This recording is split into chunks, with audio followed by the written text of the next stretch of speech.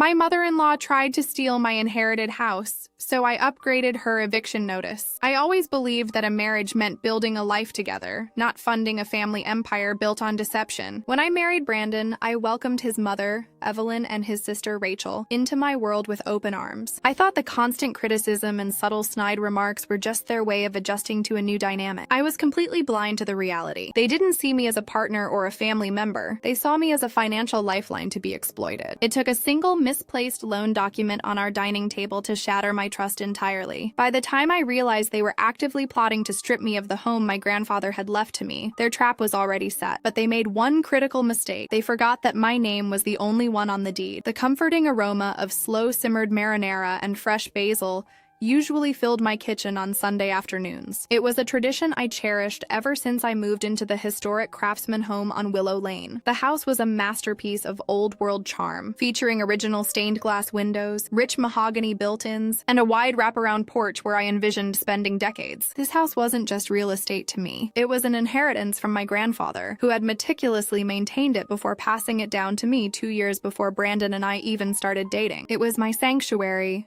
and my anchor. But on this particular Sunday, the atmosphere was suffocating. Evelyn sat at the head of the table, her manicured fingers tapping a slow, irritating rhythm against the wood. Her daughter, Rachel, sat right next to her, eyes glued to her phone, occasionally looking up to cast a critical glare at the vintage light fixtures. Brandon sat across from them, uncharacteristically quiet, staring intently into his coffee mug. "The layout of this kitchen is terribly inefficient." "Audrey," Evelyn remarked, her voice dripping with that faux sweetness she used as a shield. "A modern open-concept remodel would do wonders for the resale value. It's a shame to let such a prime piece of property stay stuck in the past." "I love the traditional layout, Evelyn," I replied, keeping my voice polite as I set down a basket of warm bread. "It preserves the historical integrity of my grandfather's design." Evelyn sniffed, a subtle but sharp sound of dismissal. "Well, personal sentimentality is nice, I suppose, though when one looks at the bigger financial picture, stubbornness can be quite costly." I chose to ignore the jab, passing the salad bowl to Brandon. He took it without meeting my eyes. Over the last few months, Brandon's demeanor had completely shifted. The warm, supportive partner I had married had grown distant, defensive, and perpetually anxious. Whenever his mother and sister visited, he seemed to shrink,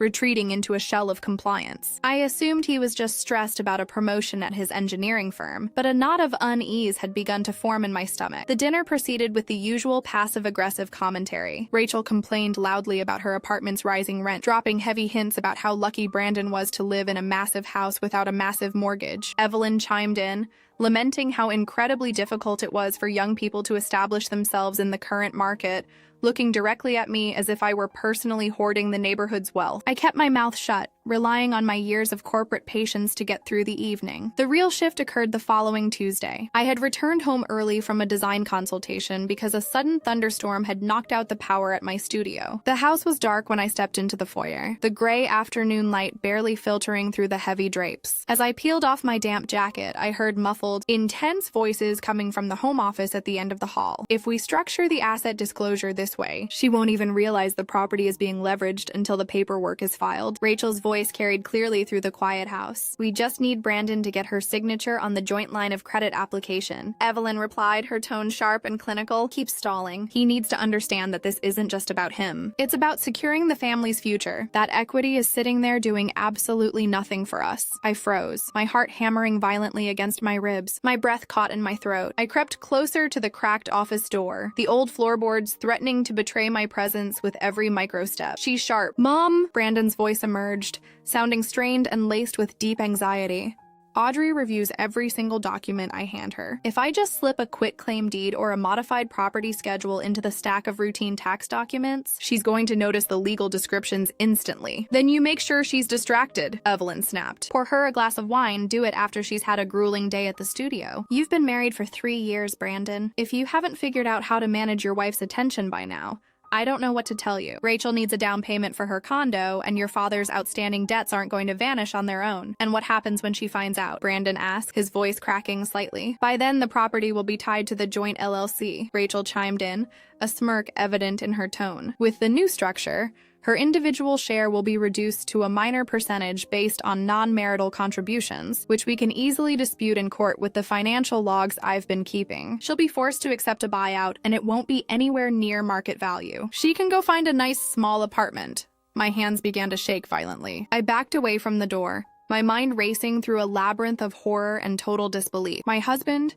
the man who had promised to protect and cherish me, was actively conspiring with his mother and sister to legally swindle me out of my own inheritance. They were treating my grandfather's legacy like a carcass to be picked clean. I managed to slip back out the front door, closing it silently behind me. I sat in my car in the driveway, the rain drumming a frantic rhythm on the roof, forcing myself to take deep, steadying breaths. The shock threatened to paralyze me, but a cold, hard knot of anger quickly took its place. They thought I was naive. They thought because I was kind and accommodating, I was weak. I waited 20 minutes, letting the adrenaline cool into calculation before I walked back inside, pretending I had just arrived. When I entered the kitchen, Brandon was alone, pouring a glass of water. He jumped slightly when the door clicked shut. "Hey, honey," he said, forcing a smile that didn't reach his eyes. "You're home early. The storm knocked out the power at the studio," I said, my voice steady, though every muscle in my body was taut. "Where are your mom and Rachel? I thought I saw their car down the street." "Oh, they just dropped by to bring some old family photo albums," Brandon said smoothly,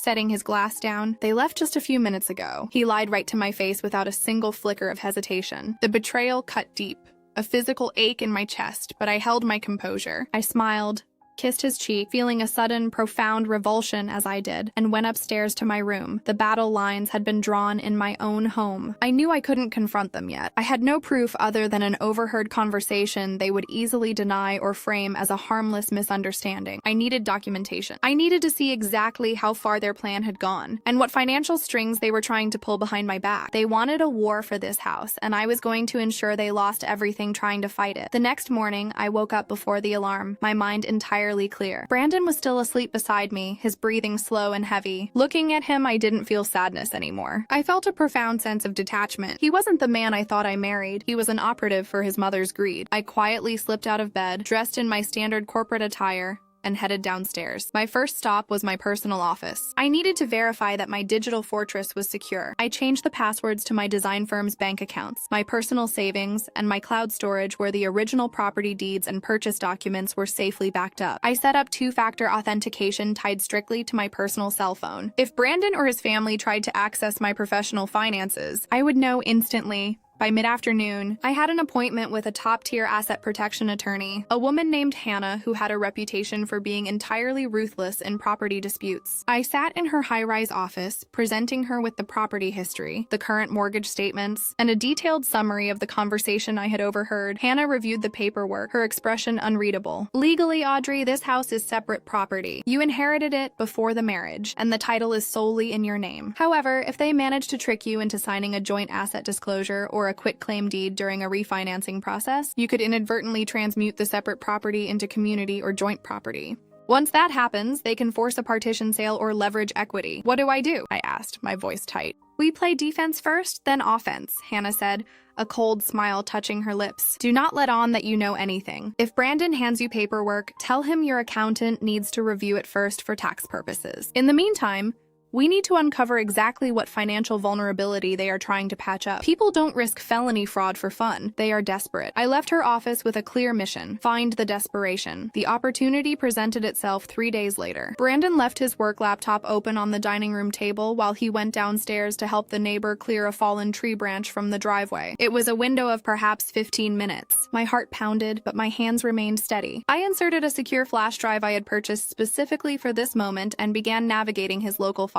What I found was far worse than simple greed. Brandon hadn't just been listening to his mother, he had been funding her. Evelyn and Rachel had convinced Brandon to invest heavily in a boutique wellness franchise 2 years ago, a venture that had completely collapsed. To cover the initial losses and keep Evelyn's lavish lifestyle afloat, Brandon had quietly drained his own personal retirement accounts. Worse, he had taken out a high-interest personal loan under his name, using his mother's condo as theoretical leverage. But the bank was now threatening to foreclose on Evelyn's actual property because the payments had stopped. They needed the equity in my house, roughly $400,000, to pay off the predatory lenders and purchase a new suburban property for Rachel, completely erasing Brandon's debt in the process while leaving me holding an emptied, heavily mortgaged shell of a home. I copied the financial statements, the loan demands, and a series of frantic emails between Evelyn, Rachel, and Brandon. The emails were damning. Evelyn explicitly wrote, "Audrey doesn't need that much space anyway. Once the title is adjusted, we can initiate the lease agreement for Rachel. and Audrey will have to adapt or leave. Brandon, you need to be a man and get her signature. I ejected the flash drive just as I heard the basement door click open. Brandon walked back into the kitchen, wiping sweat from his forehead. Everything okay, babe? He asked, glancing toward the table. Perfect, I said, closing my sketch pad. Just finishing up a client layout. I think I'm going to take a long bath. Over the next week, the pressure from his family intensified. Evelyn invited herself over for dinner again, bringing a bottle of expensive wine. This time, she brought a thick folder of financial planning documents for our upcoming joint tax filing. Brandon says you two are looking to optimize your deductions this year, Evelyn said, sliding the folder across the table toward me after dinner. Since he's in engineering management and deals with corporate budgets, he had his firm's legal contact draft these standard asset disclosures. It just helps streamline the process so you aren't paying unnecessary capital gains on your firm's growth. Brandon sat next to her, avoiding my gaze, nervously nursing his drink. Yeah, Audrey, it's just routine stuff. If you sign the authorization page at the back, I can submit it tomorrow and save us about $4,000 on our quarterly filing. I opened the folder. The top pages were indeed standard tax summaries, but buried on page 14, under a section deceptively titled Schedule C, Supplementary Maintenance Agreements, was a clause that effectively acknowledged Brandon as a co-owner of the Willow Lane property with equal rights to transfer title to a family trust. This looks very thorough, I said, keeping my voice entirely conversational. I looked up, meeting Evelyn's eyes. She was watching me like a hawk ready to pounce. But you know how I am with contracts, Brandon. My corporate compliance training makes it impossible for me to sign anything without running it by my firm's legal counsel first. I'll send it to them tomorrow morning. The color visibly drained from Brandon's face. Audrey, that's completely unnecessary. It's just internal tax scheduling. Sending it to your firm's lawyers is going to cost money and delay the filing. It's fine, Brandon. We can afford the fee, I replied smoothly, closing the folder and pulling it toward my side of the table. Safety first, right? Rachel, who had been quiet until now, let out a sharp, irritated breath. Honestly, Audrey, it's a bit insulting that you don't trust your own husband's professional work. He deals with million-dollar projects. He knows what he's doing. And I am a business owner, Rachel. I do contract review for a living, I said, my voice hardening just enough to make her blink. I'm sure Brandon appreciates my diligence. The rest of the evening was icy. They realized their initial quiet attempt had failed. They knew that once an independent lawyer looked at those documents, the trap would be exposed. I could see the panic in the quick, silent glances exchanged between Evelyn and her children. That night, Brandon tried a different tactic. He came into my studio while I was organizing my blueprints, wrapping his arms around my waist from behind. I feel like there's a wall between us lately. Audrey, he murmured, his voice thick with manufactured emotion. Do you not trust me anymore? It hurts that you wouldn't just sign those papers. I'm trying to take care of our future. It took every ounce of my willpower not to push him away. Trust is earned, Brandon, I said softly, turning around in his embrace to look at him. And right now, I feel like there are a lot of secrets in this house. No secrets, I swear, he said, looking directly into my eyes and lying for the second time. I just want us to be a team. We'll see, I said, stepping back out of his reach. The following morning, I received an alert on my phone. Someone had attempted to log into my personal Design Cloud account from an unrecognized IP address, one that matched Evelyn's home network. They were looking for the original digital deed, likely trying to see if they could forge a digital signature or find a loophole in my separate property registration. They were getting desperate, which meant they were going to get sloppy. Later that afternoon, Brandon called me, his voice tight with panic. Audrey, my mom's blood pressure spiked. Rachel took her to the emergency room. I'm heading there now. Can you meet us there? I knew instantly it was a ploy to get me away from the house, or perhaps to create a high-stress environment where I would sign anything out of guilt and emotional exhaustion. Go ahead, Brandon, I said calmly. I'll handle things here and come as soon as I can. The moment he hung up, I called my attorney, Hannah. It's time, I said. They're moving. We need to execute the counterplan tonight. Everything is drafted and ready, Hannah replied. The process servers are briefed. Let's see how they handle the actual paperwork. I walked downstairs into my beautiful historic kitchen. I looked at the table where they had tried to sign away my life, my hard work, and my security. I took the folder Evelyn had given me, placed it squarely in the center of the island, and beside it, I laid out 3 heavy, brightly colored legal packets wrapped in professional binding. I sat down in the quiet house, waiting for the storm to return, knowing that when it did, I would be the one controlling the lightning. The clock on the living room mantle chimed 9:00 p.m. when I finally heard Brandon's car pull into the gravel driveway. The headlights swept across the stained glass windows, throwing long, distorted shadows across the foyer. A few moments later, the front door burst open. Brandon hurried in, followed closely by Rachel and Evelyn. Evelyn was wrapped in a heavy shawl, leaning dramatically on her daughter's arm,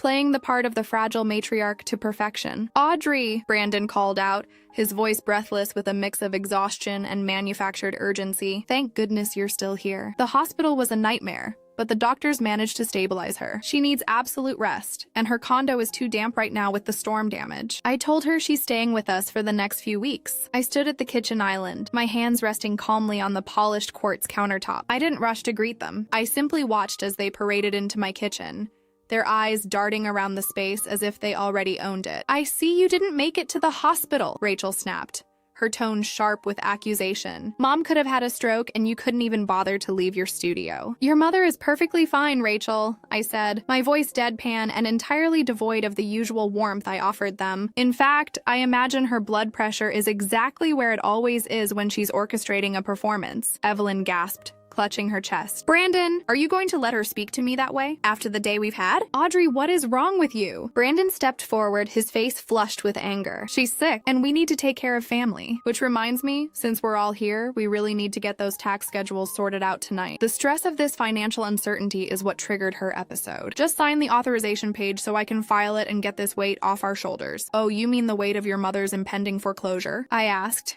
tilting my head slightly. The room fell completely silent. The faux medical crisis vanished instantly, replaced by a tense, heavy stillness. Brandon froze mid-stride, his eyes widening. Rachel stopped rubbing her mother's shoulder, her mouth dropping open slightly. I don't know what you're talking about," Brandon stammered, his engineering brain visibly scrambling to find a calculation that saved him.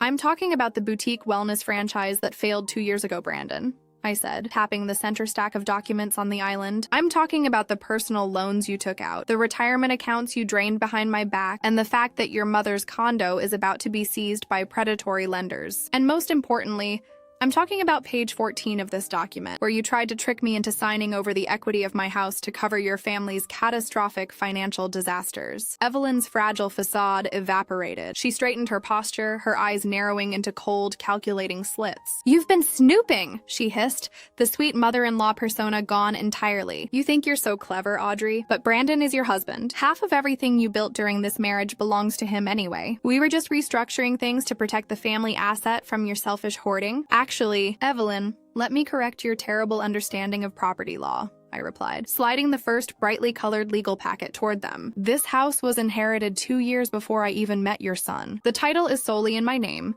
and the upkeep has been paid entirely from my separate corporate dividends. There is no community property interest here. And because Brandon attempted to commit civil fraud by slipping a property transfer clause into a misleading tax document, any claim he thought he had to my lifestyle is completely null and void." Brandon reached for the packet, his hands trembling as he flipped open the cover page. The bold lettering at the top read, "Petition for dissolution of marriage, Audrey." "No," Brandon whispered, the color draining from his face completely. "You're divorcing me? Over a misunderstanding? I was under so much pressure from them. They forced me into this." "Grow up, Brandon," I said, looking at him with nothing but pity. "You sat at my table, drank my wine, looked me in the eyes, and lied to me repeatedly while plotting to legally evict me from my own life's work. You chose your family's greed over your wife's loyalty. And now, you get to live with the consequences." Rachel stepped forward, her voice rising in panic. "You can't just throw him out. He lives here. He has tenant rights. You have to give him notice." "I'm well aware of tenant rights, Rachel," I said,